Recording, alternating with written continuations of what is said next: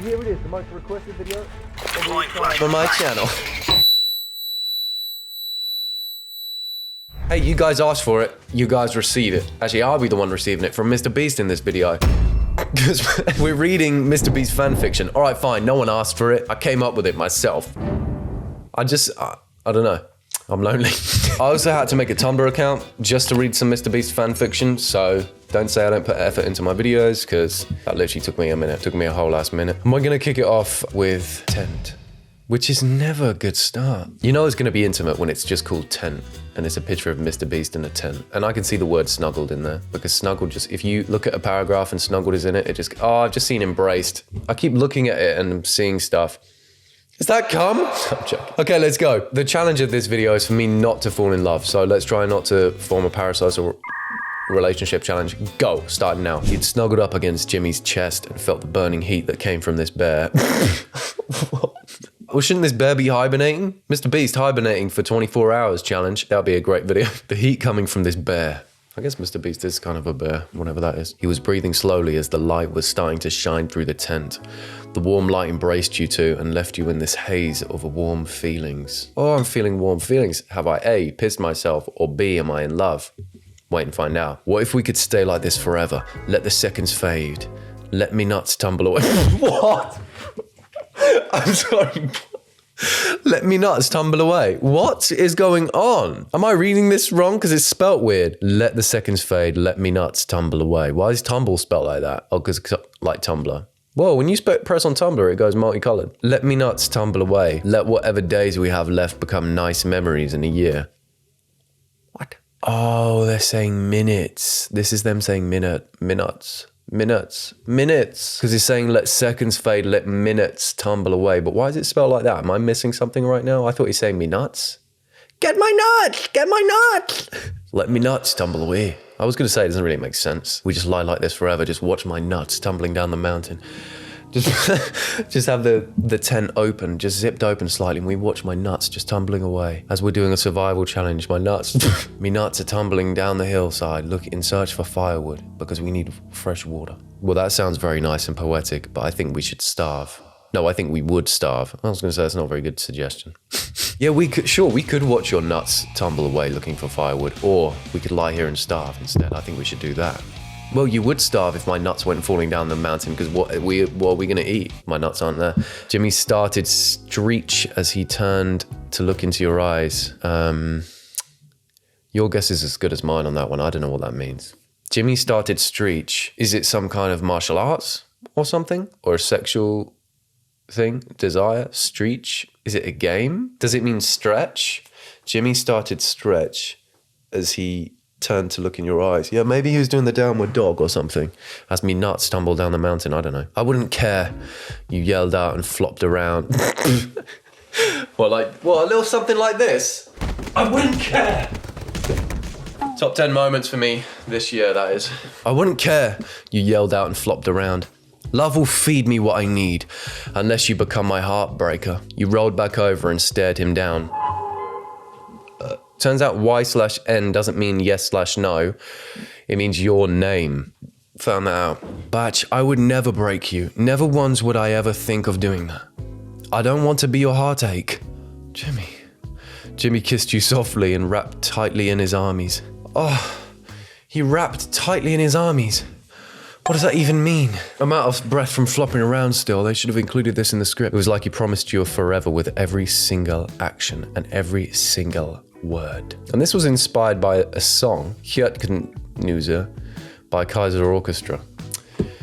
I would say let's listen to that bit. It's probably copyright. So that was interesting. I'm not sure this is a good idea now. Oh good, this person reads more. This person writes a lot of Mr. Beast fanfiction, luckily for us. So that is not where this video ends. This one is titled Pillowfort, and it's a picture of him with loads of Orbeez. Nice. Anne? What does Anne mean? This is more fanfiction lore I don't know about. I have about 10 half-fly written stories at this point, but since I take forever with writing, they will still come out sporadically. Okay, it's just an announcement. I figured it out before you told me. Jimmy was known to text you whenever he got a crazy idea. He needed help to give life. He wants me to carry his child or something? He knew he would always count on you to make things happen. I am the sort of guy that makes things happen, so that's starting to make sense now. This time seemed a bit different. You received a text that said, "Bach, my house now." No smiley faces and no explanation. You grabbed your bag and jacket and started to walk over to his house. Since he lived a few blocks away, you didn't see the need to take the car there. At the front door, you stopped and felt confused. The door was wide open. The couch were half-lie pushed out. In the moment of shock, you just climbed over the couch and shouted, "Oh my God," so the door's wide open, the couch is half-lie pushed out, the thing. And so I was so confused, I just went, "Ah!" and jumped and just climbed over the thing. That makes sense. Jimmy, you okay? Have you been smoking or what?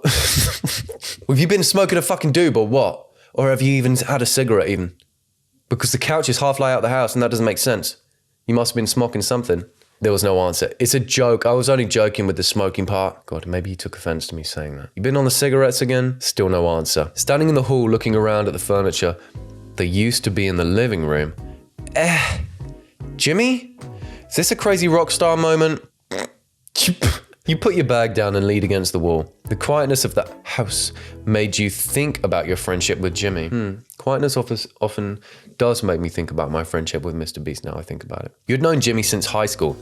You guys had been thick as thieves back then. You had only grown closer as friends since then.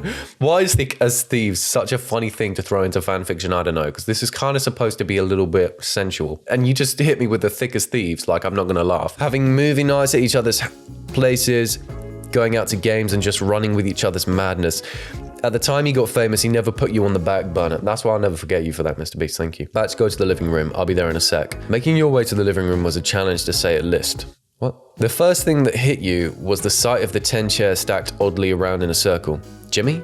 Are we doing a ritual or you really thought he had gone mad? Well, so Jimmy has just come out of nowhere now. So it was confusing. The door was wide open. The couch was halfway out. I shouted his name, said, "Have you been smoking?" Apologized for saying that. No response. And then all of a sudden, he's just there and he's telling me what to do now. Jimmy came in with sheets. We are making a pillow fort and escaping this world.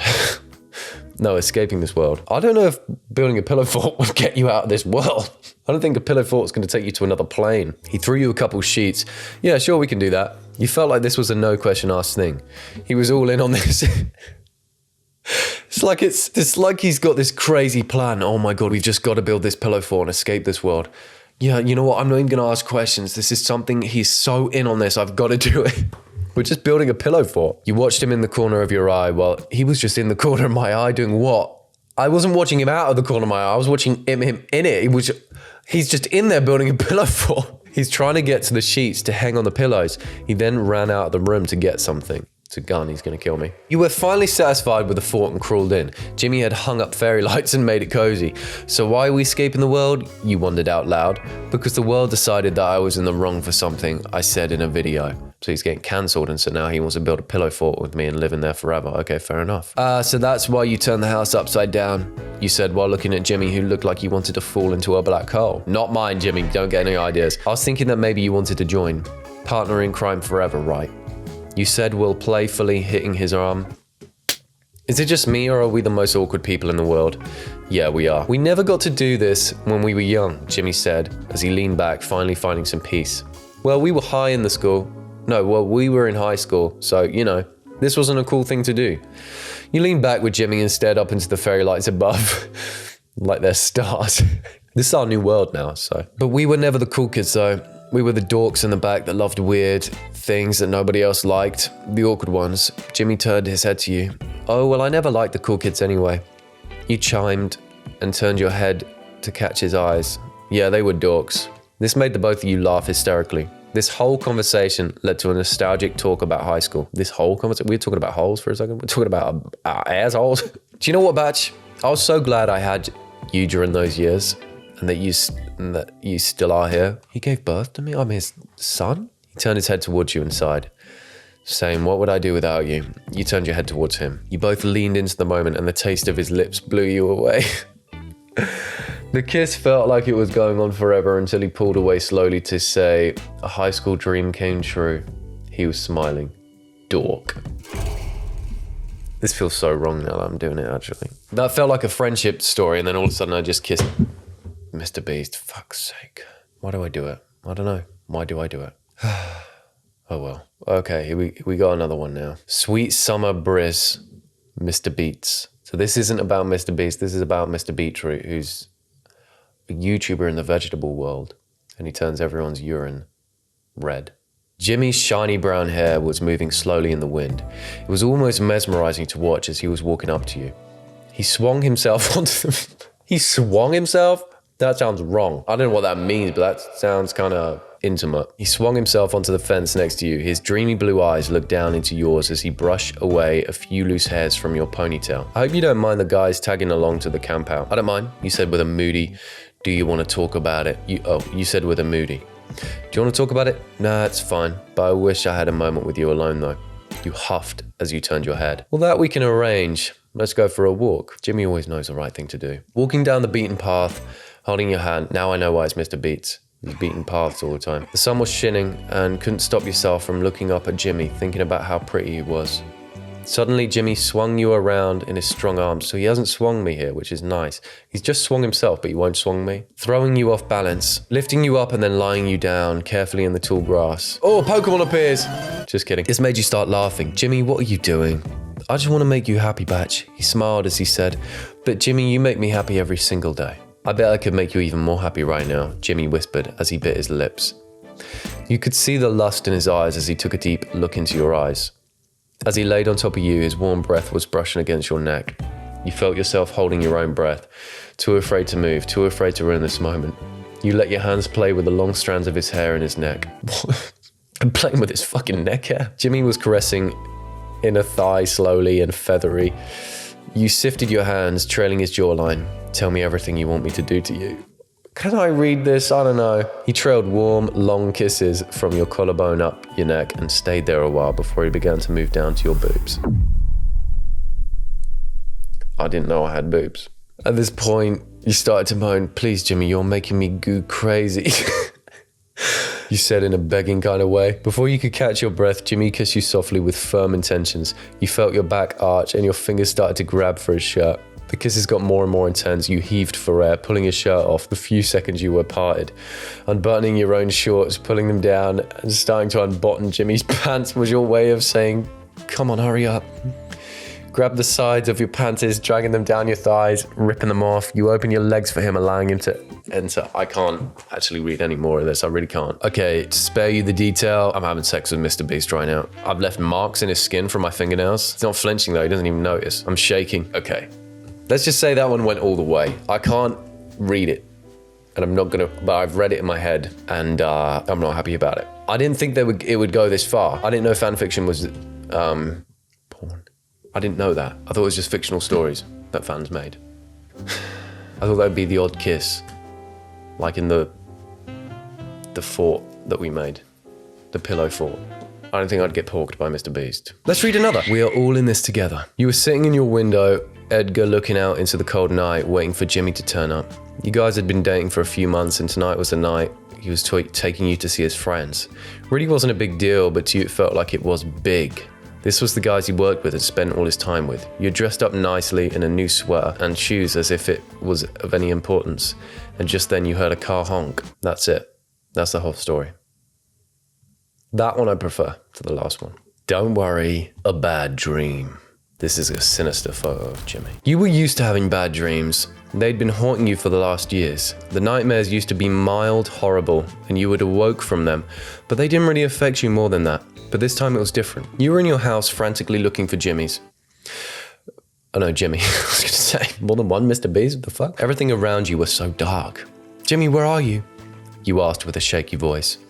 You were so cold that you shivered. It made it difficult to move further. Suddenly you started to hear tiny whispers that came through the floorboards. Jimmy's in my fucking floorboards. Guys, check your floorboards. Mr. Beast could be in your floorboards. First, they didn't make sense to you, but then you could make out some sort of meaning from them. Subscribe to Mr. Beast, sweet saying. They were whispering about you. Death, Batch.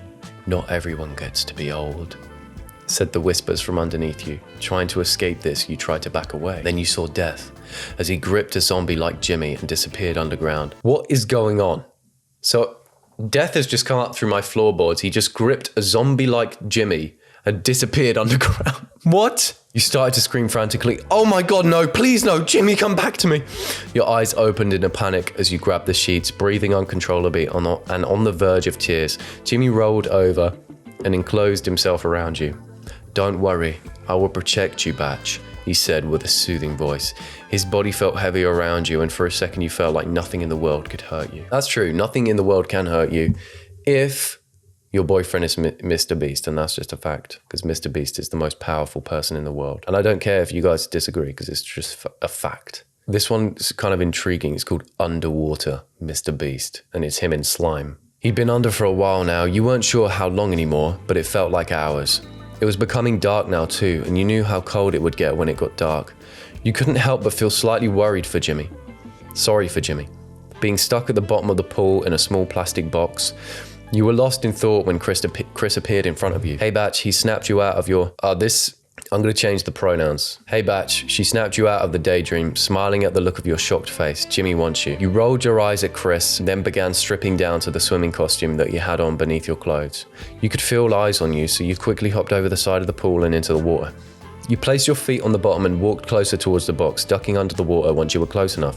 Moments later, you appeared in the box next to Jimmy. I just phased in. Hey Bach, what are you doing down here? He said with a laugh. You smiled at him. I thought I'd come and say hi to you. You replied with a cheekily small, smug smile playing upon your lips. So I just thought, I'm just going to go say hi to Jimmy, who is in a Tupperware under the pool, by the way. So I've just stripped down and I've gone into the Tupperware with him. I just thought I'd say hi. I don't care that you're filming a YouTube video. I'm just here to say hi, what's up? Jimmy cocked an eyebrow at you and a look of confusion washing over his features. Why is he putting his cock on his eyebrow? You leant forward and kissed him passionately, capturing his lips. He's filming a video. I can't be doing this right now. You took him by surprise and he dropped the camera that he was using to film with, knocking it off the container while grabbing your hips, pulling you close to him, which was quite tricky underwater. Shortly after, you pulled away. Get out of here, you. You're using up all of my oxygen. You're a waste of fucking oxygen, Jimmy said teasingly, making you laugh. By the way, can you ask the guys to pick me up a new GoPro? This one has got water in it now. He yelled to you as you were swimming out of the box. You gave him a quick thumbs up before surfacing. You waded over to the side and climbed out of the pool, waving Chandler and Jake over as you wrapped a towel around yourself. Jimmy managed to get water in the GoPro. He asked if you could grab him another one. You said with a small laugh. Chandler shook his head, but was smiling all the same. A few minutes later, Chandler and Jake headed out to Best Buy. While they were gone, Tyler jumped into the pool to keep Jimmy company for a while. You watched him disappear under the box. Since you knew that Jimmy had someone with him, you went inside to make a hot drink to keep you warm. When you came back out about 5 minutes later, you saw that Tyler had exited the pool. God, I'm an idiot. I thought the pool had a boner for a second, I'm sorry. Jimmy told me I was stealing his oxygen, he said with a laugh, walking past you and into the house to get changed. You watched the pool for a few minutes. It looked incredibly peaceful. The soft lapping of the water against the edges of the pool was comforting to hear. That was when you saw bubbles beginning to emerge from underneath the container. Watching Jimmy come out from under the box, as he emerged from the water, you could see that he was in a bad shape. He was struggling to stand up properly and he looked as if he was about to be sick. You okay, Jimmy? You called out. Heading around to the side of the pool, which was the closest to where you stood, he seemed to stagger over to the edge of the pool, slumping up against the side with his head hanging over the edge. You raced around, calling for Tyler, who shot out of the house, running over to Jimmy. Jimmy, talk to me. What happened?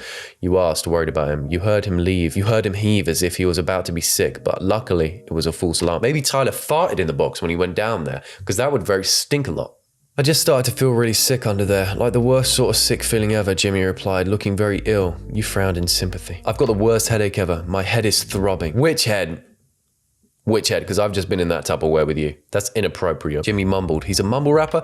He seemed to be in a lot of pain. You grabbed him a water bottle from the side and handed it to him. He took it gratefully. Once he felt less ill, he finished an outro for the video, explaining that he hadn't been able to complete the challenge. Once he was done, he asked for you to help him out of the pool. He grabbed your arm and used it to help him pull himself out. He slowly climbed out and placed both feet on the ground, his legs feeling weak. You hooked his arms over your shoulder and helped him into the house, sitting him down on a dining room chair. He looked you in the eye and gave you a weak smile. Bach, don't worry, I'm okay. He tried to reassure you, but failed simply because of the look on his face as he said it. He looked pained. You knew his head must be hurting him. Let's get you home, Jimmy. You need to rest, you said soothingly. Jimmy hummed in agreement at this point. Jake and Chandler had just arrived back with a GoPro. They both looked concerned as they walked in, but you put them at ease, quickly explaining it. They understood and helped you get Jimmy up in your car outside. Once you got Jimmy in, you climbed in yourself. Let us know how he is in the morning, Batch, Jake said with a concerned look. You agreed and nodded in confirmation while switching on the engine. You drove home quicker than usual that night, desperate to get Jimmy home before he was ill. Luckily, you made it back to his apartment without a hitch. Once you're in your parking space, you helped him out of the car and up to his apartment. By this point, he was feeling weak. He wasn't feeling as weak anymore and was able to walk properly without shaking legs. Once you're inside, you got him stripped out of the wetsuit that he was still wearing and into some pajamas to keep him warm before guiding him under bed. In bed, not under bed. You tucked him under the covers and placed a glass of water that you had retrieved from the kitchen next to his bed. You went to stand up, but his hand shot out, grasping your wrist. You know, I think I just need to have a think about what I'm doing right now. I'm sat here reading Mr. Beast fan fiction. A 23-year-old man in his bedroom. Now, I haven't said anything for a couple of paragraphs. So it's not even like I'm really filming a YouTube video anymore. Am I enjoying it? Stay, please, he said sincerely. You could see that he didn't want you to go. Do you want me to stay the night tonight? You asked him. He nodded his head, shuffling over in bed to make room for you. You quickly stripped off your clothes and retrieved one of Jimmy's t-shirts, slipping it over your head and sliding it into bed next to him. I hope it was a Mr. Beast merch. You wrapped your arms around him from behind and snuggled into him. So now I'm spooning Mr. Beast. But I'm the big spoon. I'm the big spoon in this situation. You felt his sigh, his breathing evening out. He quickly fell asleep. He'd scared you today with this challenge. It was your worst nightmare for something to happen to Jimmy, but you were happy that it all ended well. He may have felt ill after, but he had you to look after him. Eventually, you could feel your eyelids becoming heavy. Sleep threatened to overcome you. Before you fell asleep, though, you looked at Jimmy one last time, a smile crossing your lips. Night, Jimmy. I love you so much, you murmured before you fell asleep for the night, happy in the knowledge that Jimmy was okay. And that is the end. So that was actually just a full story. I don't know how to feel about that one. I kind of got cheeky with him in the Tupperware and then I just ended up looking after him. It's definitely better than the story where he made love to me, let's put it that way. There you go, I finally fulfilled the biggest request on this channel, which was reading Mr. Beast fanfiction. You guys are finally welcome. Usually this is the part where I say, let me know if you want a part 2, but I'm not doing it. I'm not doing it, okay? I don't want to make love to Mr. Beast anymore. I've done it once now. I could say I tried it. Thank you for watching the video. Drop a like, comment on the video, whether you like it or not. Share this to your family group chat and press the video that is over my face right now. Please do it. Sorry. I'm getting so ill and sick. The only thing that can help me is you pressing that video. Please.